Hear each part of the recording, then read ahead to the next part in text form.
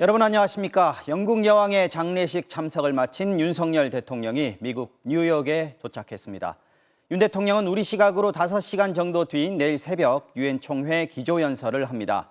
대통령실은 이번 뉴욕 방문 기간에 한일 정상회담과 한미 정상회담도 할 예정이라고 밝혔는데요. 한일 정상회담의 경우 일본 측이 확답을 하지 않고 있어서 그 배경을 둘러싸고 궁금증이 일고 있습니다. 뉴욕 현지에 가 있는 취재기자 연결해 보겠습니다. 자, 이정은 기자, 윤 대통령 취임 후 유엔 총회 첫 참석이고 또 첫 기조연설입니다. 연설문에 어떤 메시지를 담을지 좀 고민을 많이 했을 것 같습니다. 네, 이번 유엔 총회의 주제가 분수령의 시점입니다. 코로나 팬데믹과 우크라이나 전쟁 같은 복합적인 위기를 겪은 국제사회가 지금의 상황을 분수령과 같다고 규정한 겁니다. 윤 대통령은 글로벌 리더 국가로서 국제 문제 해결에 기여하겠다는 의지를 기조연설에서 밝힐 걸로 보입니다. 김성한 국가안보실장의 설명입니다. 자유라는 가치를 공유하는 나라들이 유엔을 중심으로 연대하자. 경제적, 기술적으로 여유가 있는 나라들이 그렇지 못한 나라들을 적극적으로 도와주어야 윈윈을 창출할 수 있다. 통상 유엔 총회에선 대북 메시지도 나오곤 했었습니다. 하지만 취임사와 8.15 경축사를 통해 북한의 담대한 구상을 제안해 놓은 만큼 이번에는 별도로 대북 메시지를 내지는 않을 거라고 보입니다. 자, 사실 이번 뉴욕 순방의 최대 관심사는 오랜만에 열리는 한일 정상회담 아니겠습니까?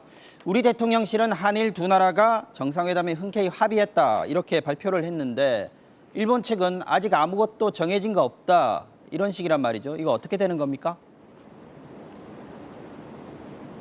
네, 대통령실 설명과는 달리 일본 측은 계속 유보적인 반응을 보이고 있습니다.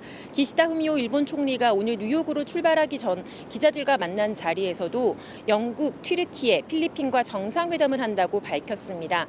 하지만 한일 회담에 대한 질문에는 명확한 답변을 하지 않았습니다. 들어보시겠습니다. 韓国との首脳会談ですが、今現在まだ日程は何も決まっておりません。 한일 관계가 한국과 일본 모두 국내 정치에 도움이 안 되는 주제인데다 기시다 총리도 국정 지지율이 20%대까지 떨어진 상태입니다. 그래서 강제동원 문제에 대한 한국 측의 대응을 보고 회담하겠다는 강경한 태도를 굽히기가 힘들 거라는 분석도 있습니다. 정상회담을 앞두고 한일 외교장관 회담도 뉴욕에서 먼저 열렸습니다.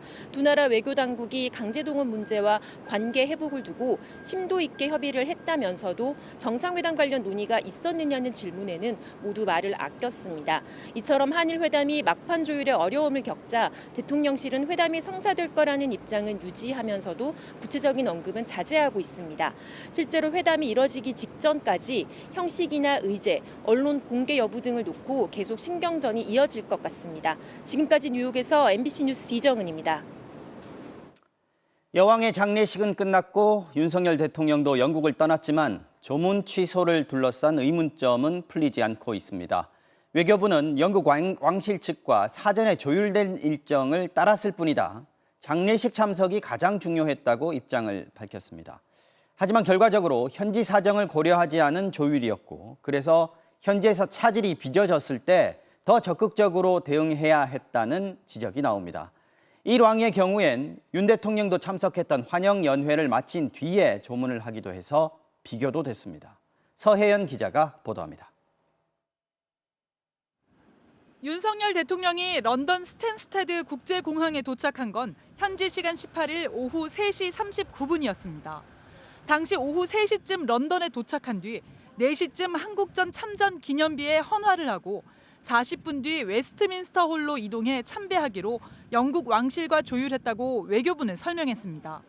그런데 공항에서 한국전 참전 기념비까지 거리는 65km에 달했고 일요일 오후 런던 교통 상황이 변수로 등장하면서 당초 조문 계획은 차질을 빚었습니다. 현지 도착한 이후 특히 런던의 그 심각한 교통 상황으로 인해서 여러 가지 우리 대표란 차량이 제때 이동할 수가 없었고 분초 단위까지 미리 조율해 그대로 진행하는 정상 외교의 관행과는 차이가 큽니다. 외교부 측은 500명의 정상이 모인 특수 상황임을 감안해야 하며 특히 조문 외교의 핵심인 장례식 참석이 가장 중요했다는 입장입니다. 결국 일정은 환영 연회와 다음 날 장례식장 참석으로 변경됐습니다. 하지만 연회를 마치고 조문을 가는 방법도 있었습니다. 실제 일왕의 경우 저녁 6시에 시작된 환영 연회에 1시간 동안만 참석했습니다. 그리고는 준비를 거쳐 저녁 8시 반쯤 웨스트민스터 홀에 가서 조문을 마쳤습니다. 연회가 열린 버킹엄 궁전에서 웨스트민스터 홀까지는 1km가 조금 넘어 걸어서도 갈 수 있는 거리이기도 했습니다. 영국 측과의 협의를 총괄했어야 할 주 영국 대사가 5개월째 공석이었던 점과 박진 외교부 장관이 미국 뉴욕에 출장을 가면서 대통령의 영국 일정을 수행하지 않은 점도 지적됩니다. 일정 조율에 지휘자가 없었다는 겁니다. 그런 거 잘 하라고 대사가 가 있는 건데 대사가 없으면 당연히 전체적으로 컨트롤하고 하는 거에 어려움은 있지 않겠어요? 상식적으로 볼 때? 외교부는 서울과 런던의 외교 채널을 모두 활용해서 행사를 준비했고 주 영국 대사관이 큰 규모의 공관인 만큼 대사 대리 체제로 영국 측과 조율하는데 어떠한 문제도 없었다고 밝혔습니다. MBC 뉴스 서혜연입니다. 자, 그러면 이번 대통령 순방에 동행해 취재하고 있는 취재기자 연결해서 이번 조문 취소 파문에 대해서 좀 더 알아보겠습니다. 뉴욕 연결합니다. 이기주 기자. 자, 대통령실이 뉴욕 도착 직후에 런던에서 있었던 조문 논란에 대해서 재차 해명을 했네요. 그만큼 이번 논란이 심상치 않다 이렇게 보고 있는 거죠? 네, 그런 분위기입니다. 이미 런던을 떠나기 전에 김은혜 홍보수석이 한 차례 반박 브리핑을 했었는데요. 뉴욕 도착 직후에 이재명 부대변인이 또 해명을 했습니다. 한마디로 아무런 문제가 없었다라는 건데요. 이 부대변인은 홀대를 당했다거나 참배가 불발됐다거나 조문이 취소됐다거나 조문 없는 조문 외교였다거나 또 대통령이 지각을 했다 이런 주장들은 모두 사실이 아니라면서 제기된 의혹들을 하나하나 열거해가면서 반박을 했습니다. 조금 더 일찍 출발했어야 하지 않냐 이런 비판도 있었잖아요. 그런데 이제 여기에 대해서도 그렇게 할 수도 있었지만 영국 왕실과 충분히 협의를 하고 조율한 일정 진행이었다면서 우리 측의 책임론에 선을 그었습니다. 또 영국 왕실이 요청을 한 대로 했다라는 것은 전날 해명까지는 없었던 내용이 오늘 추가돼서 발표가 된 건데요. 그만큼 이번 조문 논란의 확산세가 심상치 않다고 대통령실이 판단을 한 것으로 보입니다. 결국 윤 대통령은 장례식 참석 이후에 참배는 아닌 조문록 작성만 뒤늦게 마쳤습니다. 대통령실은 이에 대해서도 우리만 그렇게 한 게 아니라 파키스탄 총리, 모나코 국왕, EU 집행위원장 등도 그렇게 했다면서 홀대 논란을 거듭 부인했습니다. 자, 그러니까 대통령실 해명 들어보면 우리 정부도 그렇고 영국 측도 그렇고 전혀 아무런 문제가 없다는 거군요. 근데 앞서 리포트 보면 일왕은 그제 저녁에 찰스 국왕의 리셉션 끝나고 나서 밤에 웨스트민스터 사원으로 가서 조문을 했거든요. 윤 대통령도 바로 그 리셉션 끝나고 조문을 할 수는 없는 상황이었습니까? 뭐 다른 일정이 있었나요? 네, 제가 시간 순으로 한번 정리를 해봤는데요. 윤 대통령이 런던에 도착한 시간은 그제 오후 3시 39분이었습니다. 그리고 찰스 국왕의 리셉션은 오후 6시부터 1시간 동안 진행됐습니다. 그러니까 런던 도착부터 리셉션 전까지 시내 교통이 막혀서 조문을 못했다는 설명이고요. 하지만 리셉션 이후에는 일왕도 조문을 한 걸로 봐서 대통령실의 의지만 있었다면 충분히 조문이 가능했을 것으로 보입니다. 실제로 리셉션 장소에서 여왕이 안치되어 있던 웨스트민스터 사원까지는 1km 정도 떨어져 있거든요. 그러니까 천천히 걸어도 10분 정도 거리밖에 되지 않습니다. 대통령실은 리셉션 이후에 조문을 하지 않은 것도 영국 왕실의 안내대로 한 것이다 이렇게 답을 했는데요. 리셉션 이후에 윤 대통령은 호텔 숙소에서 참모들과 태풍 남마돌 점검 회의를 진행했고 유엔 총회 연설문을 검토했다 이렇게 설명을 했습니다. 하지만 조문 외교라는 제목을 붙이고 영국 순방을 간 만큼 영국 왕실과 어떻게든 조율을 해서 저녁에라도 조문을 갔어야 한다라는 지적이 나오고 있는 겁니다. 자, 대통령실이 지금 영국 측으로부터 의전상의 홀대를 받지 않았다. 이걸 지금 계속해서 강조하고 있거든요. 그런데 이번 논란의 본질은 윤 대통령이 홀대를 받았냐 아니냐 이게 아니라 제대로 조문을 했냐 못했냐 이거 아닌가요? 네, 이번 조문 논란 이후에 대통령실 대응을 보면요. 다소 납득하기 어려운 해명들도 있습니다. 조문 외교를 하러 가놓고 왜 조문을 못했냐? 이게 바로 이번 논란의 핵심인데 왕실에서 차량을 제공받았다. 경찰차 넉 대 호위를 받았다면서 홀대가 아니라 환대다 이렇게 반박을 하고 있습니다. 대통령실은 또 장례식에서도 윤 대통령이 바이든 대통령과 같은 줄에 앉았다. 마크롱 대통령이 뒤에 앉았다라면서 시종일관 윤 대통령이 영국 왕실로부터 홀대를 받은 게 아니다라는 주장에 힘을 싣고 있습니다. 사안의 본질은 조문과 국장 참석이라는 이번 조문 외교 일정의 두 가지 핵심 중에 조문 일정을 왜 못 챙겼냐 여기에 있는 거거든요. 대통령실은 이번 영국 순방 일정의 협상 경위와 내용을 자세하게 공개를 해서 국민들의 의문을 좀 더 풀어줘야 할 것으로 보입니다. 지금까지 뉴욕에서 전해드렸습니다. 정치권도 조문 취소 논란으로 뜨거웠습니다. 앞서도 언급됐지만 우리 정부는 윤 대통령처럼 늦게 도착한 다른 나라 정상들도 장례식이 끝난 뒤에 조문록에 서명했다고 설명했는데요.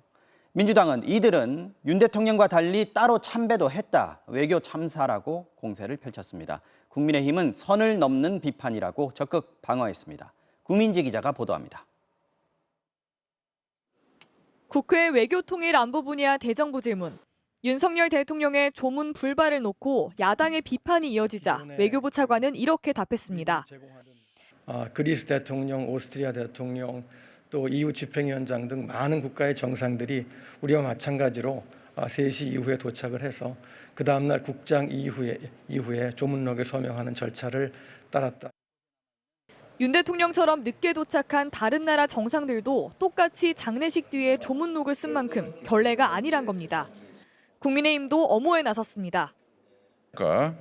여러 정상들도 우리하고 똑같은 경우가 있었는데 그 나라 국내에서 그게 정쟁이 돼가지고 무슨 조문 외교를 잘못했니, 외교 참사니 이렇게 문제가 된 나라가 있습니까? 하지만 곧바로 야당 반박이 이어졌습니다. 유럽연합 집행위원장과 오스트리아, 그리스 대통령은 윤 대통령과 달리 직접 참배도 따로 했다며 해당 국가 언론 보도를 꺼내들었습니다.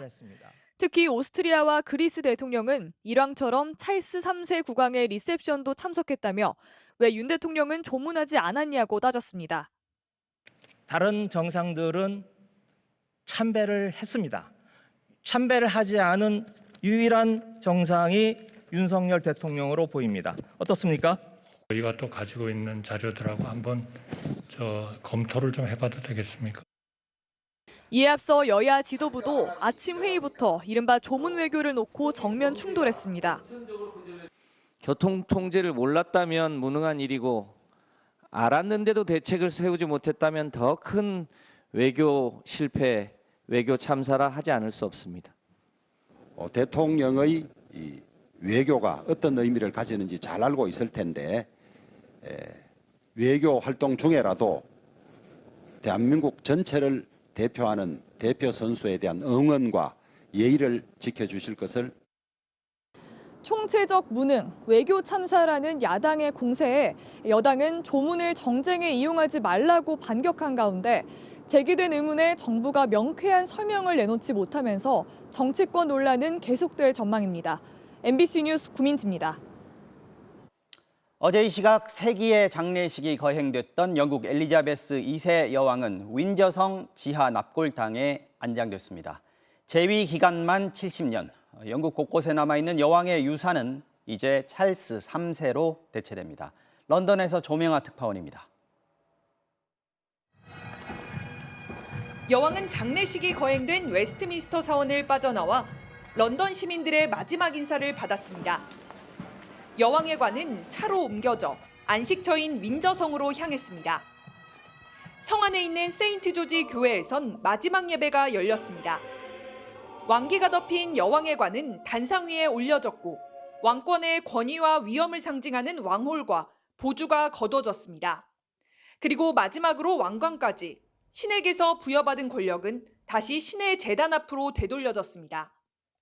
왕실 살림살이를 책임진 관리는 지팡이를 반으로 부러뜨려 관위에 올림으로써 이제 여왕을 위한 복무가 끝났음을 알렸습니다. 한 사람의 육신으로 돌아온 여왕은 천천히 지하 납골당으로 내려졌습니다.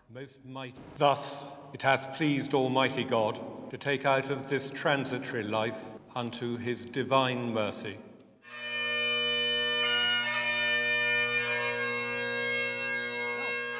새로운 왕을 위한 국가가 불리며 여왕은 영면에 들었습니다.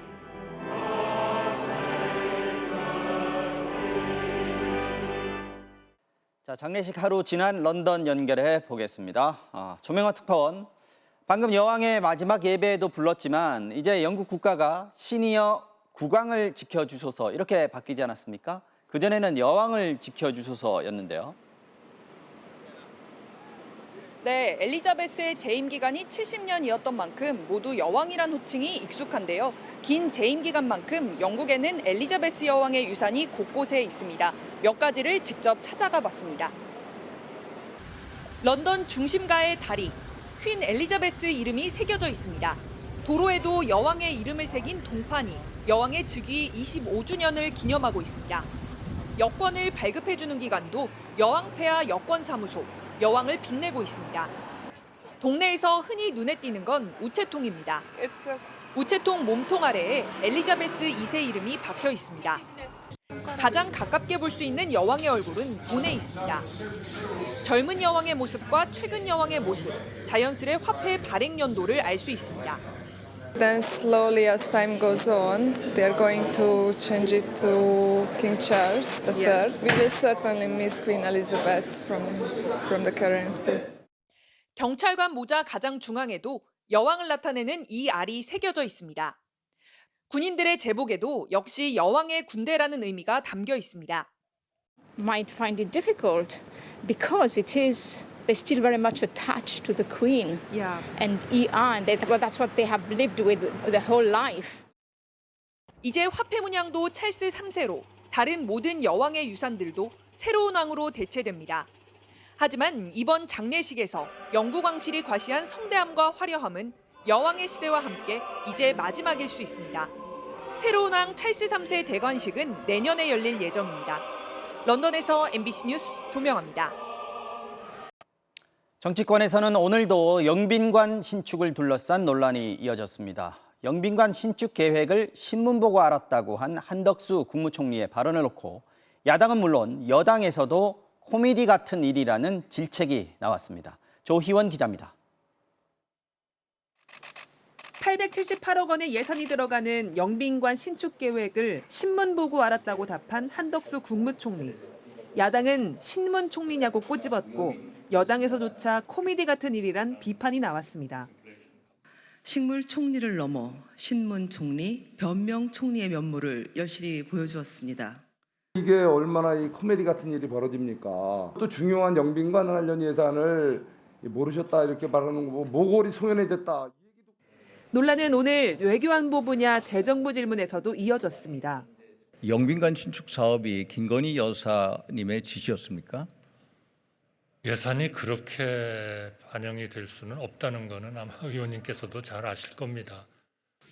특히 영빈관 예산을 통과시킨 지난 8월 말 국무회의를 한 총리가 직접 주재해놓고도 내용을 몰랐냐는 질타가 이어졌고 한 총리는 수천 개 예산을 다 파악하는 건 어렵다고 답했습니다. 민주당은 대통령실 이전 비용이 당초 밝혔던 496억 원보다 훨씬 많은 수천억 원대로 불어나고 있다며 대통령 사과를 요구했고 한 총리는 추가된 비용들은 직접적인 이전 비용이 아니라고 맞섰습니다. 각 부처들이 자체 판단에 따라서 부대 비용으로서 된 것이죠.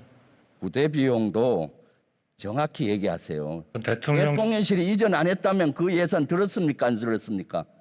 글쎄요, 아직 대통령실 이전으로 인해 대통령의 전용 병원도 멀어졌다는 지적엔 여야 간 고성까지 오갔습니다. 대통령 전용 병원 어디 있습니까? 그거를 그렇게 함부로 얘기할 수 있는 건가요? 그거 알고 있습니까? 없습니까? 아니, 의원님 아십니까? 그런 것들을 하나하나. 야당은 윤석열 정부의 북핵 해법인 이른바 담대한 구상이 비현실적이라고 지적했고 여당은 서해 공무원 피격 사건과 탈북어민 북송 등을 언급하며 전 정부가 북한 눈치 보기에 급급했다고 맞받았습니다. 한덕수 총리는 남북 정상회담을 비롯해 남북 간 대화의 문은 열어놔야 한다고 말했는데 권영세 통일부 장관은 현재 이뤄지고 있는 물밑 대화는 없다고 밝혔습니다. MBC 뉴스 조희원입니다.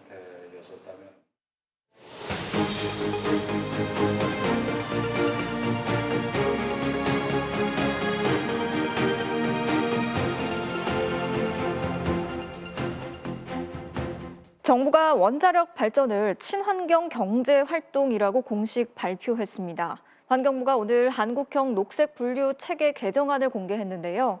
지난해 12월 문재인 정부 당시 지침 발표 때 제외됐던 원자력 발전을 포함했습니다. 하지만 고준위 방사성 폐기물 처분장 설치 시기를 포함한 기준이 유럽보다 완화돼서 환경단체 등이 반발하고 있습니다. 그런데 MBC 취재 결과 경주 월성 원전 1호기에서 방사능 오염수가 계속 새어나오고 있는 사실이 확인됐습니다. 방사능 누출과 추가 사고가 우려되는 치명적인 상황인데요. 원자력안전위원회가 1년 넘게 조사를 해서 발표했던 결과보다 원전의 내부 상황이 훨씬 좋지 않은 것으로 드러났습니다. MBC가 단독으로 확보한 영상을 장미쁨 기자가 전해드리겠습니다. 경주 월성 1호기 사용 핵연료 저장 수조 외벽입니다. 바닥 부위에서 균열이 발견됐는데 갈라진 틈 사이로 물이 끊임없이 흘러나옵니다. 작업자가 드라이어기로 말리고 수건으로 닦아보지만 소용이 없습니다. 균열이 생긴 곳은 1997년 보수공사를 한 지점 주변인데 측정 결과 매일매일 7리터의 방사능 오염수가 흘러나오고 있었습니다. 바깥쪽에 크랙 부위나 이런 쪽을 통해서 새어 나오고 있다는 것은 이미 누설이 진행이 돼서 벽체 안에 하나의 누설 통로가 생겼다 이렇게 보시면 되겠네요. 고준위 핵 폐기물이 저장되어 있는 사용 핵연료 저장 수조의 내부는 더 심각합니다. 육안으로 봐도 갈라지고 깨진 흔적이 곳곳에서 발견됩니다. 방수막으로 칠한 에폭시 라이너가 완전히 갈라져 너덜너덜하고 벽면의 에폭시 막은 완전히 부풀었습니다. 사용 핵연료가 들어가 있는 이런 중요한 시설인데 이 시설에 이런 차수 구조가 그러니까 에폭시가 깨어지고 그 사이로 물이 베어져 나가고 발생한다는 것 자체가 이제 믿기지 않는 사실이죠. 원자력안전위원회의 월성원전 3중수소 조사단 중간 발표에는 에폭시의 표면 균열과 부푸름을 확인했다는 내용이 있습니다. 하지만 실제 상황보다 축소한 것 아니냐는 지적이 나옵니다. 여태까지 조사단의 그 조사 과정이 투명하게 이루어졌는지에 대해서 문제 제기를 할 수밖에 없는 상황이고요. 사용 후 핵연료를 저장해 놓은 수조의 냉각수에는 삼중수소와 감마액종 등 수조 100크렐에 이르는 위험한 방사성 물질이 포함되어 있습니다. 그 에폭시를 뭐 하려고 거기다가 발랐냐는 의문이 생길 정도로 엉망진창으로 관리되고 있다는 거는 한심한 수준이죠. 더 이상 뭐 기술적으로 얘기하고 말 게 없어요, 이런 건. 이에 대해 원자력안전위원회는 영상과 사진에 대해서는 이미 알고 있는 내용이며 내부 합의를 거쳐 발표 자료에 실지 않았다고 밝혔습니다. 그러면서 실제 상황을 축소 발표한 것은 아니고 적절한 조치를 하고 있다고 밝혔습니다. MBC 뉴스 장미쁨입니다. 넉 달 전부터 우리도 실외에서는 마스크를 벗기 시작했죠. 하지만 50명 이상이 모이는 곳들, 야구장이나 공연장 같은 곳에서는 여전히 마스크를 써야 했는데요. 3년 만에 드디어 마스크 없이 가을 야구 즐길 수 있을 것 같습니다.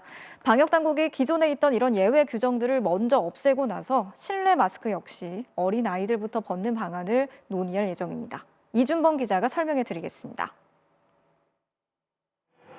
프로야구 경기가 열린 서울 잠실구장. 실외여도 반드시 마스크를 써야 하는 곳이지만 경기 내내 마스크를 벗지 않는 사람은 찾아보기 어렵습니다. 경기장에선 음식을 먹을 수 있기 때문입니다. 실효성 논란이 끊이지 않던 실외 마스크 의무 규정이 조만간 완전히 사라질 것으로 보입니다.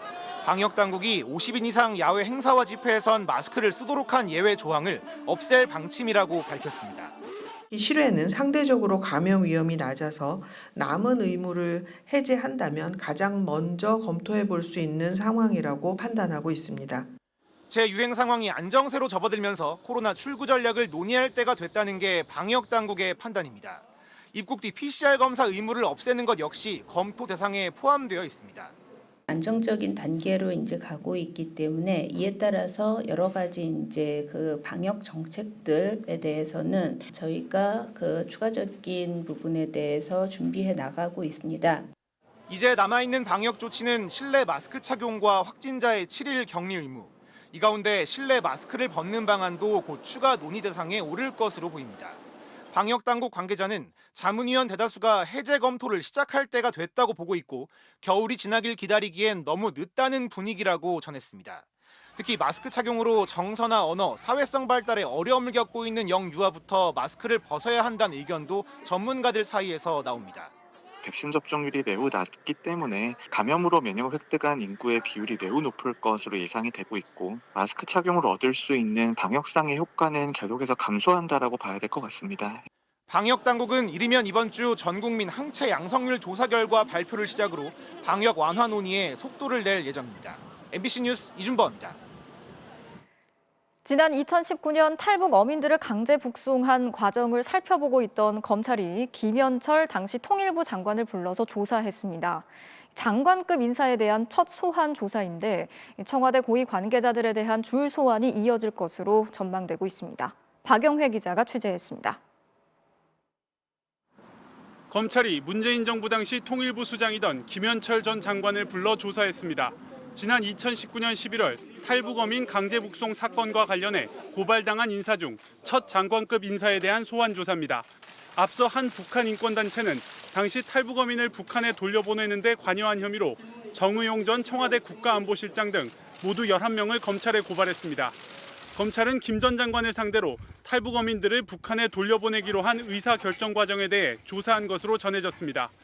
앞서 수사팀은 지난달 서호 전 통일부 차관을 불러 조사한 데 이어 하루 전 김유근 전 청와대 국가안보실 1차장도 불러 조사하는 등 소환 조사를 계속해왔습니다. 또한 대통령 기록관도 압수수색하면서 당시 회의록과 의사결정 관련 서류도 확보해 분석해왔습니다. 점점 윗선으로 향해오던 수사가 장관급 인사의 소환 조사에 이르면서 정의용 전 실장과 서훈 전 국가정보원장도 조만간 소환될 것으로 예상됩니다. 정 전 실장은 지난 7월 입장문을 내고 탈북 어민들은 엽기적 살인마들로 이들의 북송은 국민의 생명을 보호하고 안전을 도모하려 한 조치였다고 반박한 바 있습니다. MBC 뉴스 박영혜입니다. 이재명 더불어민주당 대표가 지난 2015년 성남시장 시절에 기업의 편의를 봐주고 성남FC에 후원금을 내도록 했다는 의혹과 관련해서 검찰이 두산그룹 본사를 압수수색했습니다. 검찰은 서울 두산그룹 본사에 수사관을 보내서 서버에 있는 관련 자료를 확보했는데요. 오늘 압수수색은 지난 16일 두산건설과 성남FC, 성남시청을 포함한 20곳을 압수수색했던 것의 연장선이라고 검찰은 설명했습니다.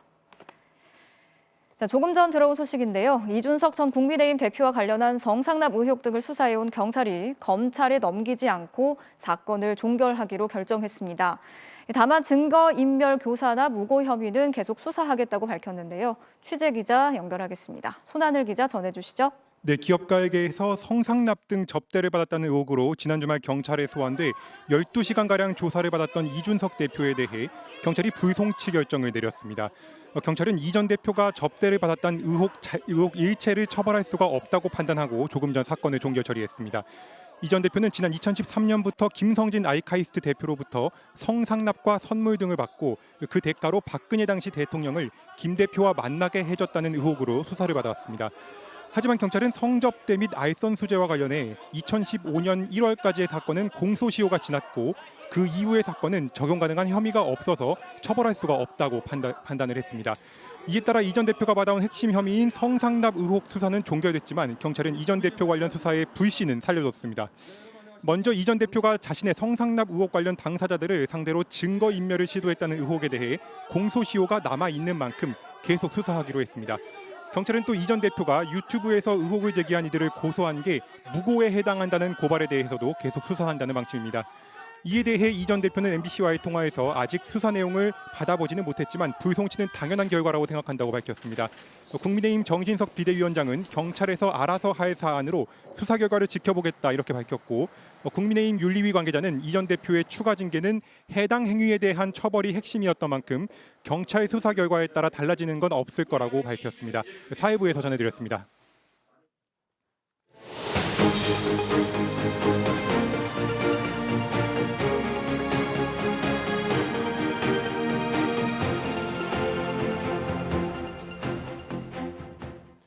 판사님께서 엄중한 처벌을 내려주실 것이라고 굳게 믿고 있습니다.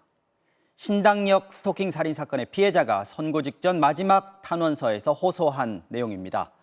피해자 유족 측이 첫 기자회견에서 공개했는데요. 현장에 취재기자가 나가 있습니다. 자, 김정우 기자, 회견이 조금 전에 끝났을 텐데 어떤 내용이었습니까? 네, 2시간 전인 오후 6시쯤 피해자의 빈소가 마련된 이곳 국립중앙의료원 장례식장에서 유족 측이 첫 기자회견을 가졌습니다. 유족 측은 이번 사건의 본질은 2년여에 걸친 스토킹과 살인이라면서 피해자의 명예회복을 강조했습니다. 그러면서 피해자가 재판부에 제출했던 마지막 탄원서 내용을 소개했는데 직접 들어보시죠. 누구보다 이 사건에서 벗어나고 싶은 제가 합의 없이 오늘까지 버틴 것은 판사님께서 엄중한 처벌을 내려주실 것이라고 굳게 믿고 있기 때문입니다. 라고 밝히는 강하고 용기 있는 분이었습니다. 피해자가 전주환의 집요한 합의 요구를 끝까지 거부한 이유는 그가 엄벌을 받아야 한다고 생각했기 때문이라는 겁니다. 전주환이 재판부에 제출한 반성문에는 변명만 가득했고 술 핑계를 대거나 공판에 늦게 참석하는 등 반성의 조짐이 전혀 없었다고 변호인은 전했습니다. 또 전주환이 구속되지 않았던 부분에 대해선 수사기관의 잘못을 따지고 싶진 않다면서도 앞으로는 다른 판단이 필요하다고 말했습니다. 수사기관과 법원에서 사건을 처리할 때 사건에 있는 피해자가 겪었을 고통도 헤아려 주셨으면 좋겠습니다. 변호인은 피해자가 생전에 아무에게도 이 사건을 알리고 싶어 하지 않았고 가족들에게 끼칠 걱정을 염려했다고 말했습니다. 그러면서 일부 잘못된 사실관계가 보도됐고 고인의 죽음을 이용하려는 시도도 보인다며 자제를 거듭 당부했습니다. 네, 유족들이 느끼고 있을 비통함이 가늠조차 되지 않습니다. 수사 속보도 좀 알아보죠. 전주환이 내일 검찰로 넘겨진다고요? 네, 전주환은 내일 오전 보복살인 혐의로 서울중앙지검에 넘겨질 예정인데요. 지금까지 조사에서 전주환은 계획적 범행을 거의 인정한 것으로 알려졌습니다. 교통공사의 내부 회계 전산망을 통해 피해자 주소지를 알아내 4차례나 찾아간 점 등 최소 한 달 전부터 범행을 준비한 증거들이 쏟아졌기 때문입니다. 서울경찰청 행동분석팀은 전주환에 대해 사이코패스 검사 실시가 필요한지 여부도 검토하고 있습니다. 한편 전주환이 교통공사에 입사하기 전에 음란물 유포죄로 처벌받은 사실도 드러났는데 2018년 당시엔 성범죄가 입사 결격 사유에 포함되지 않았던 것으로 전해졌습니다. 서울교통공사는 직위 해제된 직원의 내부망 접속을 차단하고 영무원들의 단독 근무를 최소화하겠다고 밝혔습니다. 지금까지 서울국립중앙의료원에서 MBC 뉴스 김정우입니다. 네, 이번 신당역 사건 워낙 충격적이라 많은 이목이 쏠리고 있습니다만 사실 유사한 범죄로 고통을 받고 있는 이들은 너무 많습니다. 이를테면 오늘도 헤어지자는 여자친구 집에 들어가서 때린 20대 남성이 경찰에 붙잡혔고 며칠 전엔 자신을 변호한 변호사를 스토킹하고 사무실에 불을 지르려 한 40대 남성이 오늘 구속되기도 했습니다. 서윤식 기자 보도 먼저 보시고 신당역 사건 이후 저희에게 자신이 겪고 있는 끔찍한 일을 알려온 한 여성의 이야기도 전해드리겠습니다. 오늘 새벽 0시쯤 인적이 드문 주택가에서 한 남성이 배관을 타고 올라가더니 2층 가정집으로 들어갑니다. 20대 남성이 여자친구 집에 무단 침입한 겁니다. 폭력 전과가 있던 이 남성은 여자친구의 휴대전화를 빼앗고 때리기 시작했습니다. 여성은 전화를 뺏기기 전에 가까스로 112에 전화를 했고 신고 전화에서 비명 소리가 나자 긴급 출동한 경찰이 현장에서 이 남성을 체포했습니다. 남자가 깜깜지르고 난 게 그 여자 소리만 빽 나다. 나다 본 게 차가 2대가 경찰차라. 경찰에 붙잡힌 남성은 약 1시간 전쯤 진주 시내 거리에서 헤어지자는 여자친구와 실랑이를 벌였습니다. 신고를 받고 출동한 경찰에게 스토킹 경고를 받았지만 곧바로 여자친구 집으로 찾아가 범행을 한 것으로 확인됐습니다. 112에서 그 고함 소리만 가지고 코드 제로를 발령하였고 이 청문을 치고 들어가서 범인을 검거한 사건입니다. 한 변호사 사무실에 무단 침입한 40대 남성. 신호통을 들고 둘러보기 시작합니다. 이 남성은 8년 전 살인 미수 혐의로 재판을 받을 때 국선 변호사를 만났던 여성 변호사의 사무실을 찾아가 오지 않으면 불을 지르겠다는 협박 문자를 보냈습니다. 스토킹 정황도 드러났습니다. 지난 한 달 동안 40번 넘게 사랑한다, 만나달라며 문자와 전화를 했고 피해자의 단호한 거절에도 4차례나 사무실을 찾아갔습니다. 경찰은 스토킹과 협박 등의 혐의로 40대 남성을 구속하고 20대에 대해선 구속영장을 신청하기로 했습니다. MBC 뉴스 서은식입니다. 앞서 말씀드린 대로 지금부터는 MBC가 단독 취재한 교제 폭력 사건 보도해 드리겠습니다. 피해자가 사귀던 남자친구에게 이별 통보를 한 뒤 겪은 끔찍한 일입니다. 내용이 다소 충격적입니다만 두려움에 떨고 있는 피해자의 고통에 공감하면서 소식 전해드립니다. 유서영 기자의 보도 먼저 보시겠습니다. 인천의 한 오피스텔에 사는 30대 여성. 지옥이 따로 없었던 그날은 4월 2일 새벽이었습니다. 7개월쯤 만났던 20대 남성 최모 씨에게 이별을 통보한 뒤 무차별 폭행을 당한 겁니다. 머리를 이렇게 잡고 다리 밑을 싹 때려가지고 그만하라고 몰고 안에 하더니 테이프를 가져와서 손을 뒤로 제 등 뒤로 손을 묶은 다음에 최 씨는 피해자의 손발은 물론 온몸을 택배 포장에 쓰는 테이프로 묶고 손과 발로 마구 때렸습니다.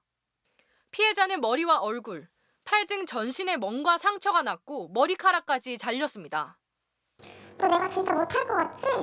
나 너 죽일 수 있어 하면서 바로 가위 들어가지고 여기 먼저 자르고 그다음에 여기 자르고 장시간 구타당하다 기절하기까지 했는데 깨어나자 더 잔혹한 폭행이 시작됐습니다. 두 번째로 저한테 이제 개똥을 저한테 또 먹이려고 한 거예요. 그래서 제가 너무 먹기 싫어가지고 손가락 들어오는 거를 제가 진짜 너무 먹기 싫어서 물었거든요. 근데 자기가 왠지 아픈 거에 화가 난 건지 뭔지 그때 진짜 구타가 되게 심했어요.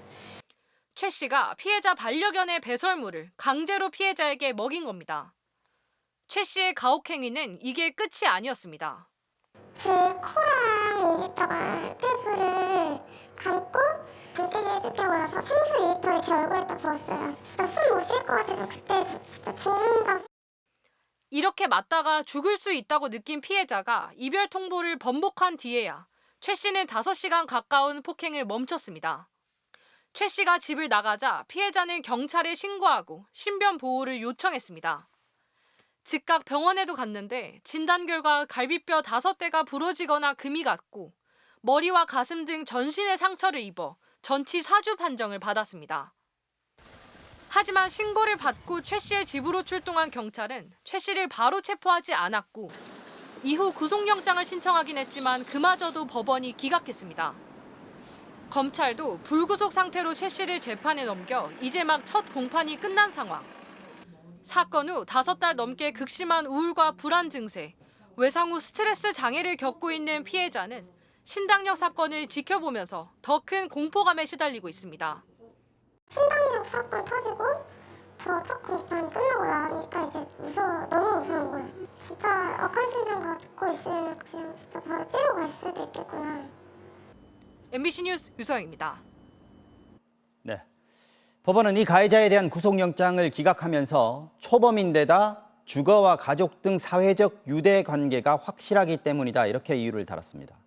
지금도 운신이 자유로운 가해자 최 씨는 피해자에게 얘기 좀 하자, 보고 싶다면서 수십 차례 연락을 해오고 있습니다. 이어서 고재민 기자입니다.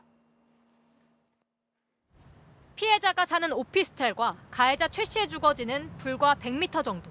길 하나를 사이에 두고 떨어져 있습니다. 이렇다 보니 피해자는 경찰에 신고한 직후부터 불안과 공포에 시달렸습니다. 사건 닷새 후 피해자는 자신의 휴대전화에 언제 마주칠지 몰라 집과 병원만 오간다. 차라리 이사를 하고 싶은데 그러지도 못하는 상황이 원망스럽다고 적었습니다. 그 다음 날엔 나를 미행할까 흉기 들고 찾아올까 무섭다는 메모를 남겼습니다. 하지만 경찰은 사건 당일을 포함해 가해자를 2차례 조사했을 뿐 체포하진 않았습니다. 범행을 인정하고 있어 체포할 필요성이 없다는 이유였습니다. 경찰은 사건 2주 뒤인 15일에야 최 씨에 대한 사전 구속영장을 신청했지만 이번에는 법원이 기각했습니다. 가해자가 일정한 주거와 가족 등 사회적 유대관계가 확실하고 과거 범죄 전력도 없는 점 등을 고려했다는 이유였습니다. 기각했을 때 되게 무력감을 많이 느꼈어요. 그때가 제일 불안했고 구속의 기준이 뭔가 제일 너무 궁금한 거예요. 이렇게 수많은 사람을 죽기 직전까지 폭력을 행사해도 구속을 안 한다는 것 자체가 말이 안 되는 거거든요. 가장 절실했던 가해자의 신변 구속이 이뤄지지 않은 상황에서 경찰이 제공한 신변 보호 조치는 큰 실효성이 없었다는 게 피해자의 말입니다. 막상 타고 있으면은 한 40분 안 돼서 배터리가 다 방전돼서 계속 충전해도 안 찾아왔었으니까 연락도 없었고. 그렇게 한 달 만에 신변 보호도 중단했는데 공교롭게 그 직후부터 가해자가 연락해오기 시작했습니다. SNS를 통해 10여 차례 통화를 시도했고 보고 싶다, 얘기 좀 하자, 반려견을 보여달라는 메시지를 수시로 보내온 겁니다. 한 번은 밑에 있겠다며 피해자 집에 찾아왔음을 암시하는 메시지까지 보냈습니다. 구속 영장 기각되고 나서 내가 차라리 진짜 그냥 죽어야지 이게 사건이 커져가지고 제가 처벌을 받고 구속이 되고 하려나? 최근에는 가해자의 가족을 동네에서 수차례 마주치기까지 해 피해자의 불안감은 더 커진 상태입니다. 경찰은 가해자의 연락이 재개된 만큼 피해자와 접촉해 스토킹 고소장을 제출받아 수사 개시 등 조치에 나서겠다고 밝혔습니다. MBC 뉴스 고재민입니다. 네, 이 사건 취재한 사회팀 유서영 기자와 궁금한 점 몇 가지 짚어보겠습니다. 자, 유 기자. 조금 전 리포트 보면서 가장 이해가 안 되는 건 법원이 구속영장을 기각한 이유입니다. 이게 말만 들어도 또 사진만 봐도 끔찍한 범죄인데, 폭력인데 범죄 전력이 없다, 일정한 주거와 가족 등 사회적 유대관계가 확실하다. 자, 이게 무슨 말입니까? 네, 법원이 구속영장 발부 여부를 판단할 때 증거인멸과 도주 우려가 있는지 보는데요. 당시 이 사건에 대해서 법원은 가해자의 주거가 일정하고 가족과의 관계도 확실하다며 도망칠 우려가 적다는 것으로 본 것으로 판단이 됩니다. 또 가해자가 동종전과가 없는 초범이기도 했는데요. 어떻게 보면 가장 오래 유지되어 온 형사재판 원칙이기도 한데 최근 교제폭력이나 스토킹 사건의 경우 법원의 이러한 판단이 결과적으로는 피해자의 안전을 위협하는 경우가 종종 발생하고 너무 있습니다. 많이 일어나죠, 이런 일이. 예, 대법원도 이런 허점을 보완하기 위해 최근 조건부 석방제 논의 필요성을 제안을 했는데요. 법원에서 구속영장 청구를 기각할 때 피해자에 대한 접근 금지나 전자장치 부착 등을 조건으로 붙이자는 겁니다. 이런 비슷한 범죄에서 경찰이 이런 접근 금지 명령이라든지 뭐 통신 전화 걸지 말라든지 메시지 보내지 말라든지 이런 명령 내리지 않습니까? 이번에는 왜 안 됐습니까? 아무래도 이번 사건의 특성 때문인데요. 말씀하신 긴급 임시 조치를 할 수 있는 범죄는 가정폭력이나 스토킹, 또 아동학대로 좀 제한이 됩니다. 이번 사건의 경우 피해자가 당한 폭행은 여기에 해당이 안 된다는 건데요. 다만 이번 사건의 경우 최근 가해자가 피해자한테 연락을 재개하면서 피해자가 스토킹 신고를 추가로 접수할 수 있게 됐습니다. 이에 따라 경찰은 접근 금지나 통신 금지는 물론 유치장 또는 구치소에 가해자의 신병을 확보하겠다고 검찰에 잠정 조치를 신청할 수 있게 됐습니다. 최근 경찰이 이번 신당역 스토킹 살인 사건을 계기로 잠정 조치를 적극 적용하겠다고 밝힌 만큼 이번 일 그런 조치가 이뤄질지 좀 계속 지켜봐야 할 것 같습니다. 꼭 이루어져야 될 것 같습니다. 네, 유수영 기자 잘 들었습니다. 자, 의대생이 학교 건물에서 동급생들을 불법 촬영하다가 적발됐습니다. 경찰은 의대생이 초범이고 혐의를 인정했다면서 신병 구속 없이 사건을 검찰로 넘겼습니다. 의사들은 성범죄 전과가 있더라도 의대만 졸업하면 국가의사고시를 치를 수 있습니다. 김민형 기자가 보도합니다. 경기도 수원의 아주대학교 의과대학. 건물 1층에 사물함을 가림막처럼 세우고 커튼을 달아둔 탈의 공간이 있습니다. 지난 6월 24일 이 공간에서 불법 촬영이 의심된다는 신고가 접수됐습니다. 출동한 경찰은 사물함 안에서 휴대전화와 유사한 촬영기기를 발견했는데 분석 결과 옷을 갈아입는 남녀 학생 3명이 촬영돼 있었습니다. 경찰은 CCTV를 추적한 끝에 7월 중순 불법 촬영을 시도한 남학생을 찾아냈습니다. 해당 학생은 이 건물 1층 열람실에 실습복을 갈아입을 수 있도록 마련된 임시 공간에서 촬영기기를 둬 불법 촬영을 한 혐의로 경찰 조사를 받았습니다. 취재팀이 만난 한 의과대학 교수는 불미스러운 일이고 합당한 조치가 내려져야 한다고 말했고 동료 의대생들은 당혹스러워하면서도 관련 언급은 자제했습니다. 학내 게시판을 비롯해 아주대 학생들 사이에선 엄벌을 요구하는 목소리가 잇따랐습니다. 중징계 처벌이 좀 필요하다고 생각을 합니다. 있어서는 안 될 일이 벌어질 것 같은 느낌이라. 학교에서 이런 일이 일어났다는 게 불미스러운 일이 생긴 거라 안타깝게 생각하고 법적으로도 처벌을 받아야 한다고 생각합니다. 다만 경찰은 해당 학생이 초범이고 혐의를 인정했다며 구속영장 신청 없이 사건을 검찰로 넘겼습니다. 아주대 의료원 측은 학생의 불법 행위에 대해 유감이라면서도 사법적 판단에 따라 징계 조치하겠다는 입장만 밝혔습니다. 지난 7월에도 학교의 여자 화장실에서 동급생을 수십 차례 불법 촬영한 연세대 의대생이 구속됐습니다. 현행 의료법상으로는 성범죄 전과자여도 의대 졸업자라면 의사 고시를 치를 수 있습니다. 퇴학 처분을 받더라도 다른 의대에 입학해 졸업하면 응시 자격이 주어집니다. 실제로 지난 2011년 동급생을 추행해 처벌받은 고려대 의대생도 다른 의대에 재입학해 의사 고시를 치렀습니다. MBC 뉴스 김민영입니다. 이제는 거의 대부분의 사람들이 코로나19 백신 접종을 했지만 사실 초기에는 부작용에 대한 우려가 적지 않았죠. 이 백신 부작용이 맞는지 여부를 두고 정부와 환자 사이에 소송이 벌어졌는데 법원이 처음으로 국가가 피해를 보상하라고 판결했습니다. 다른 원인을 입증하지 못하는 한 정부가 책임을 져야 한다는 건데요. 정상빈 기자가 전해드리겠습니다. 평소 아무 질병 없이 건강했던 30대 남성. 지난해 4월 아스트라제네카사가 만든 코로나19 백신을 맞았습니다. 그런데 다음 날 열이 나기 시작했고 다시 하루 뒤 심한 어지러움을 느끼는 동시에 두 다리가 저리더니 부어올랐습니다. 병원 응급실을 찾아가 뇌에 작은 출혈이 있다는 사실을 확인했고 최종적으로 뇌혈관 기형과 신경병 등 진단을 받았습니다. 이 남성은 백신 접종에 따른 부작용이라며 질병관리청에 진료비와 간병비 360만 원을 보상해달라고 신청했습니다. 하지만 질병청은 환자의 뇌혈관 질환일 뿐 백신과 관계가 없다며 거부했습니다. 원래 있던 병인지 백신 때문인지 반년간 사건을 검토한 법원은 불확실하다면 정부가 보상해야 한다고 판결했습니다. 백신 부작용에 대한 첫 보상 판결입니다. 재판부는 남성의 혈관 기형이 언제 생겼는지 알 수 없지만 백신 접종 전에는 아무 증상 없이 건강했다며 다른 원인을 증명 못하는 한 백신과의 연관성이 있다고 보는 것이 타당하다고 밝혔습니다. 남성이 겪은 발열과 어지러움 등 증상을 정부가 백신 이상 반응으로 언급했던 점도 판단의 근거가 됐습니다. 코로나 백신이라는 거는 준비한 기간이 굉장히 짧았다. 다른 원인이라는 결정적이라는 이런 자료가 없다면은 가급적 인정해 줄 필요성이 있다. 지금까지 6만 5천 명이 백신 부작용에 대해 보상을 신청했지만 3분의 2는 보상을 받지 못했고 이후 재판까지 이어진 경우는 이번 첫 판결 사건을 포함해 모두 9건입니다. 질병관리청은 이번 판결에 불복해 항소하기로 했습니다. MBC 뉴스 정상빈입니다.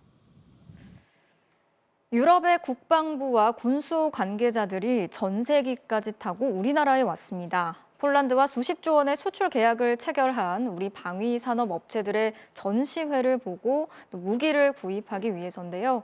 이런 해외 인사들 앞에서 육군이 국산 자주포 또 전차를 동원해서 화력 시범을 펼쳤습니다. 현장을 정동훈 기자가 다녀왔습니다. 전차 부대가 포진한 가상의 적진을 향해 정찰 드론이 일제히 날아가 표적을 탐지하고 경멸하기 위해 통합 화력을 시행하겠습니다. 먼저 국산 명품 자주포 K9이 30km 후방에서 적진을 향해 포탄을 쏟아붓습니다. 국산 다련장 로켓포가 수십 발의 로켓을 퍼부어 적진을 초토화시킵니다. 지상에선 K2 전차가 돌진하고 공중에선 아파치 공격 헬기가 총 공세를 펼쳐 마침내 적진 점령에 성공합니다. 코로나로 4년 만에 대규모로 열리는 방위 산업전에 앞서 육군이 국산 무기 23종의 위력을 과시하는 시범을 펼쳤습니다. 다양한 육군 전력의 우수성을 국내의 많은 이들에게 선보이는 좋은 기회가 되었습니다. 기동화력 시범 현장에는 역대 가장 많은 규모인 100여 명의 해외 국방 방산업계 관계자들도 참석했는데요. 특히 최근 폴란드와 대규모 수출 계약을 체결한 K9 자주포와 K2 흑표 전차의 기동 모습을 눈여겨 지켜봤습니다. Really sophisticated. The development that has happened in Korea has in especially the heavy platforms like the K2 and the K9. 방한한 대표단은 38개국, 예년에 비해 3배 늘었습니다. 폴란드와 국경을 접하고 있는 슬로바키아는 국방장관을 비롯한 30여 명이 아예 전세기를 타고 왔습니다. 국방의식이 너무나 강하게 절감되고 있는 상황입니다. 가성비가 뛰어나고 국제적으로 성능이 검증된 K방산에 대한 수요가 증가했다고 볼 수 있습니다. 올해 방위 산업업계가 보는 수출 예상액은 100억 달러. 폴란드에 이어 또 수출 계약이 이어질지 기대를 모읍니다. MBC 뉴스 정동훈입니다. 복지 시스템의 도움을 받지 못한 채 생활고로 생을 마감한 수원 세모녀 사건. 이런 비극적인 일이 되풀이되지 않도록 약자 복지를 하겠다면서 정부가 이달 초에 새로운 복지 시스템을 도입했는데요. 오늘 복지급여가 입금이 되는 날이었는데 정작 이 시스템이 제대로 작동하지 않아서 최소 28만 명이 급여를 받지 못하는 사태가 발생했습니다. 정혜인 기자가 취재했습니다. 한 달 23만 원가량의 기초생계급여와 30만 원가량의 기초연금에 기대 생활하는 76살 김기아 씨. 투석도 해야 되고 아픈 데가 많아갖고 일을 할래 그래야 할 수가 없어요. 공과금과 생활비, 병원비를 내야 하는데 발등에 불이 떨어졌습니다. 오늘 들어와야 할 복지급여가 입금되지 않았기 때문입니다. 전산이 이제 안 돼가지고 안 들어온다고 그러는 거예요. 최근 남편이 사망해 1인 가구로 세대가 변경됐는데 이 내용이 시스템 오류로 반영이 안 돼 수급 대상에서 빠진 겁니다. 다른 사람은 그거 아무것도 아니에요, 그 돈이. 근데 나인데는 청청병력이에요. 혹시나 해서 확인해봤지만 통장 잔고는 그대로였습니다. 지난 6일 새로 개통된 복지 시스템에 오류가 생긴 건 벌써 2주째. 이번 달 복지급여 대상자는 449만 명. 시스템 오류로 지난달보다 6만여 명이 줄어든 것으로 복지부는 파악하고 있는데 그나마 이 가운데 5%는 급여를 받지 못했습니다. 최소 28만 명가량이 복지급여를 제대로 받지 못한 것으로 추정됩니다. 기존에 이제 9월 이전께 아직 2월이 안 돼요? 정보가 이관이 완전 100% 정확하게 이제 안 되다 보니까 현장 실무자들은 일일이 수기로 누락된 대상자들을 찾아내는 동시에 민원까지 받고 있는 상황입니다. 오류가 있을 수는 있는데 그 오류가 시정되지 못하고 있는 기간이 너무 길고 그 작업들을 다 사람이 해야 되는 거죠. 그럼 민원응대까지 하다 보니까 복지부는 자료가 워낙 방대해 운영 초기 오류가 생길 수 있다며 이달 말까지 급여 지급을 완료하고 다음 달까지 문제를 바로잡겠다고 밝혔습니다. 하지만 정부가 개통 전 검증할 시간을 두지 않고 서둘러 새 시스템을 도입하다 혼란을 자초했다는 비판이 나옵니다. 당장 사흘 뒤부터는 아동수당 등 7가지 사회보장급여가 추가로 지급돼야 해 혼란은 가중될 것으로 보입니다. MBC 뉴스 정혜인입니다. 전남 순천의 한 아파트 단지 옥상에서 5살 남자아이가 떨어져 숨지는 사고가 있었습니다. 육아 도우미가 보지 못한 사이에 아이가 옥상으로 올라갔고 옥상에 있는 펜스를 밟고 오르다가 추락한 것으로 보입니다. 강서영 기자가 전해드리겠습니다. 전남 순천의 한 아파트. 어제 낮 12시 20분쯤 23층 높이의 아파트 옥상에서 5살 남자아이가 떨어졌습니다. 아이는 출동한 119 구급대에 의해 병원으로 옮겨졌지만 숨졌습니다. 아니 구급차는 왔다고 그래. 구급차 가지고 심폐 아파트 옥상에는 높이 1m 안팎의 펜스가 설치돼 있었습니다. 보시는 것처럼 사고가 난 난간은 아이가 딛고 오를 수 있는 가로 모양입니다. 경찰 감식 결과 펜스 중간 부분에 숨진 아동의 발자국이 발견됐습니다. 경찰은 아이가 옥상의 펜스를 밟고 오르다 추락한 것으로 보고 있습니다. CCTV를 보니 60대 아이 돌보미 여성이 유모차를 옮기느라 분주한 사이 아이가 옥상으로 간 것으로 확인됐습니다. 사고가 일어난 아파트 옥상에는 물풍선과 쓰다만 물감 등이 놓여 있었습니다. 화재 대피를 위해 옥상 출입문은 항상 개방돼 있기 때문에 평소 아이들이 놀이터처럼 옥상을 이용한 것으로 알려졌습니다. 저희가 계속 몇 번 저희들 열어보니까 얘가 열어서 애기가 놀고 있더라고요. 지난해 법률 개정으로 아파트 옥상은 비상시에만 열리는 자동 개폐문 설치가 의무화됐지만 해당 아파트는 그 전에 지어져 문이 열려 있었던 겁니다. 경찰은 조만간 아파트 관리사무소 관계자를 불러 정확한 사고 경위를 조사할 예정입니다. MBC 뉴스 강서영입니다. 어제 뉴스데스크는 일본 기업 덴소가 한국 자회사를 갑자기 청산하면서 벌어진 이른바 먹튀 논란을 보도해드렸는데요. 그런데 이런 외국 기업들이 한둘이 아니라고 합니다. 외국인 투자 기업으로 혜택만 챙기고 본사로 이익을 몰아준 뒤에 갑자기 떠나버리는 수법인데요. 어떻게 하면 이런 일을 막을 수 있을지 이재욱 기자가 전해드리겠습니다. 덴소코리아는 외국인 투자 촉진법에 따라 2005년부터 각종 혜택을 챙겼습니다. 화성공장 땅 임대료 153억 원, 지방세 9억 7천만 원, 무이자 대출 60억 원까지 총 220억 원이 넘습니다. 국회의원 5명과 노동조합은 오늘 기자회견을 열고 덴소가 한국에서 고의로 적자를 내고 폐업했다며 수사를 촉구했습니다. 덴소그룹이 한국 와이퍼를 고의 적자를 통해 계획적으로 고사시켰다는 의혹, 이것을 회계 분석 자료를 통해서 그 정황이 드러나고 있다는 것입니다. 이런 일본 기업은 또 있습니다.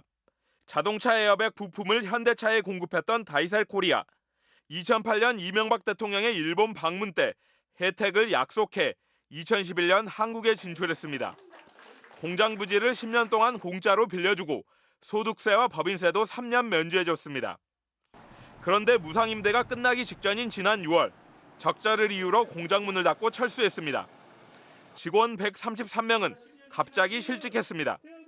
일방적으로 폐업을 하고 그리고 거기에 대해서 우리 노동자들이 일할 수 있는 자리를 다 뺐던 거잖아요. 저희는 솔직하게 말하면 생존권이 달린 문제입니다. 다이셀은 일제 강점기 때 조선인을 강제징용한 전범 기업입니다. 먹튀라는 비판이 나오자 다이셀은 그동안 혜택을 받은 돈을 모두 반납했습니다. 다이셀뿐만 아니라 한국게이츠와 한국사년도 다 이런 식으로 철수했고 그때마다 실직자들이 쏟아졌습니다. 다이셀 코리아의 경우 여론에 밀려 반납했지만 사전에 미리 막을 방법은 마땅치 않습니다. 외국 기업들에만 고용 책임을 더 강하게 물으면 론스타처럼 국제소송을 걸 수도 있기 때문입니다. WTO 조약 이런 것들 때문에 외국인 투자 기업만 콕 집어서 규제를 하게 될 경우에 반드시 국제적 분쟁의 소지를 안게 되고요. 그래서 국적과 상관없이 노동권 보호를 더 강화하자는 제안도 나옵니다. 근본적으로는 국내 노동보호 자체의 수준을 올리는 것이 차별적인 대우를 만들지 않으면서 외투기업 노동자들의 고용 보호를 도모할 수 있는 그런. 외국인 투자기업은 2020년 말 현재 14,696개, 76만 5천 명이 일하고 있어 국내 고용의 5.4%를 차지하고 있습니다. MBC 뉴스 이재욱입니다.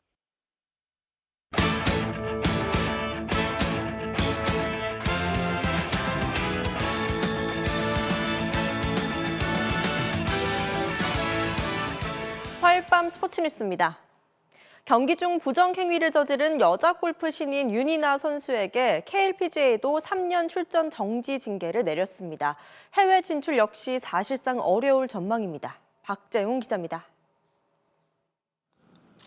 자신의 공이 아닌 다른 공을 치고도 한 달이나 숨기다 뒤늦게 신고했던 윤이나. 상벌위원회가 열린 KLPGA 건물 앞에서 일부 팬들이 선처를 호소한 가운데 윤이나가 2달 만에 모습을 드러냈습니다. 이런 일로 찾아뵙게 돼서 죄송합니다. 진심으로 사과드립니다. 한 달 늦게 자진 신고를 하셨잖아요.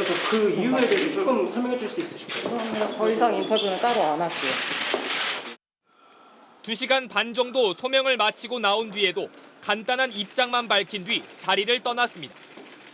질문해 주신 것에 대해서 성실히 답변 드렸습니다. 협회의 결정 기다리겠습니다. 다시 한번 이런 모습 보여드려서 죄송합니다. 그동안 입장 표명 안 한 이유 좀 들어볼게요. 상벌위원회는 위반 사실을 알고도 오랫동안 알리지 않았고 이후에도 지속적인 대회 참가로 우승까지 하는 등 심각한 부정행위를 저질렀다며 대한골프협회와 같은 3년 출전 정지의 중징계를 내렸습니다. 이로써 윤이나는 오늘부터 국내 모든 대회에 참가할 수 없게 됐습니다. 당시 현장에서 부정행위를 인지하고도 묵인했던 코치 역시 잘못을 인정했습니다. 민아한테 너무 미안하고 그러니까 내가 왜 그 순간 그 판단을 못했나 너무 많이 후회하고 너무 많이 죄송하고. 국내 대회 출전이 막힌 윤이나가 해외 진출을 시도할 수는 있지만 부정행위의 더 엄격한 해외 투어의 성격을 감안하면 이마저도 사실상 불가능할 것으로 예상됩니다. MBC 뉴스 박재웅입니다. 최정예 멤버로 나서는 마지막 국내 평가전에서 뜨거운 기대를 모으는 두 선수가 있습니다. 2년 만에 다시 만난 손흥민과 이강인, 두 선수의 콤비 플레이를 볼 수 있을까요? 김태훈 기자입니다. 이강인이 처음 성인 대표팀에 발탁됐던 3년 전 손흥민은 직접 개인기를 알려주며 당시 18살 막내 이강인을 살갑게 챙겼습니다. 그냥 계속 물어봤잖아. 이게 더 하려. 9살 차이 손흥민과 이강인이 2년 만에 대표팀에서 다시 만났습니다. 그동안 벤투 감독에게 외면을 받았지만 소속팀에서 맹활약을 펼치며 돌아온 이강인에게 손흥민은 칭찬을 아끼지 않았습니다. 강인이가 이렇게 또 어려운 리그에서 열심히 노력해서 얻어낸 결과에 대해서 정말 일단은 축하한다는 말을 제가 뭐 따로 해줄 말이 있나요? 그냥 뭐 강인이 이런 친구들을 보면 참 뿌듯해요, 저는. 함께 날카로운 프리킥을 겨루기도 했고 훈련이 끝난 이강인에게 먼저 다가가 짓궂은 장난으로 친근감도 드러냈습니다.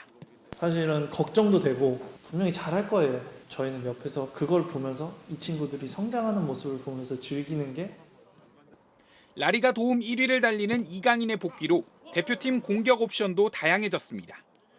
손흥민과 이강인이 함께 뛴 경기는 5경기에 불과하지만 오늘 훈련에서 이강인의 날카로운 왼발 크로스가 손흥민의 슈팅으로 이어지는 등 두 선수의 호흡에 대한 기대감을 높였습니다. 강인이의 호흡은 아직 어떨지 모르겠지만 강인이가 어떤 플레이를 좋아하고 제가 어떤 플레이를 했을 때 더 도움을 줄 수 있는지 한번 살펴보면서 벤투 감독이 변화를 예고한 이번 2연전. 상승세를 탄 손흥민과 이강인이 새로운 바람을 몰고 올지 주목됩니다. MBC 뉴스 김태훈입니다.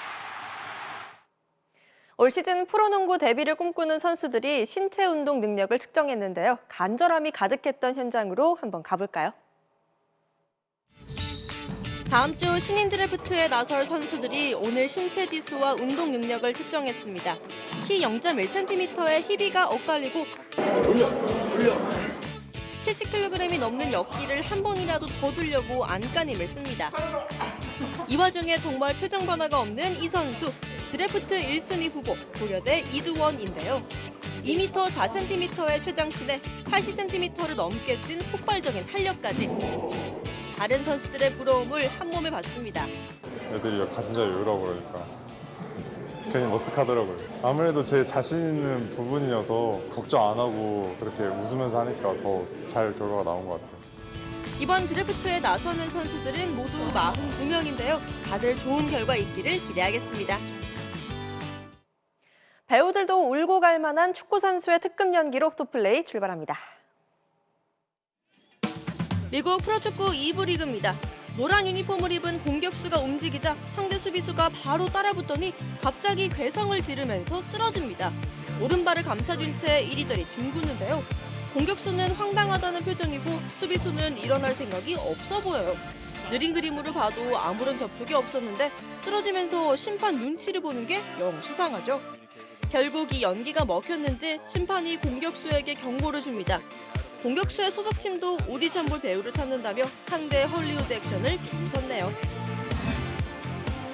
다음은 메이저리그입니다. 평범한 파울 타구를 볼보이가 놓치자 휴스턴 선수들이 놀리면서 장난을 칩니다. 하지만 곧바로 만회할 기회를 잡은 볼보이. 이번에는 안정적인 자세로 잡는데 성공! 그러자 언제 그랬냐는 듯 선수들이 내일처럼 기뻐하네요. 다들 자기 덕분이라고 생색내는 것 같죠? 지금까지 토플레이였습니다. 롯데 이대호 선수가 한화 선수들로부터 뜻깊은 은퇴 선물을 받았는데요. 조선의 4번 타자를 묘사한 그림과 선수들의 친필 편지가 인상적이네요. 화요일 밤 스포츠 뉴스였습니다.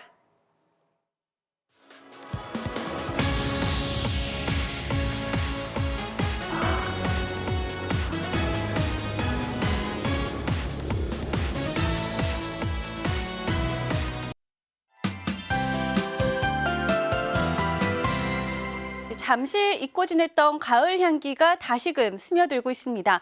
낮의 햇살이 따사롭게 느껴질 정도로 공기가 부쩍 선선한데요. 밤 사이에는 더 서늘해집니다. 특히 대관령의 아침 기온이 내일은 4도까지 떨어지겠고요. 낮의 햇살이 강해서 파주의 경우 일교차가 16도나 크게 벌어집니다. 또 서울 등 그 밖의 지방도 일교차가 10도 이상 나겠는데요. 옷차림 잘 해주셔야겠습니다.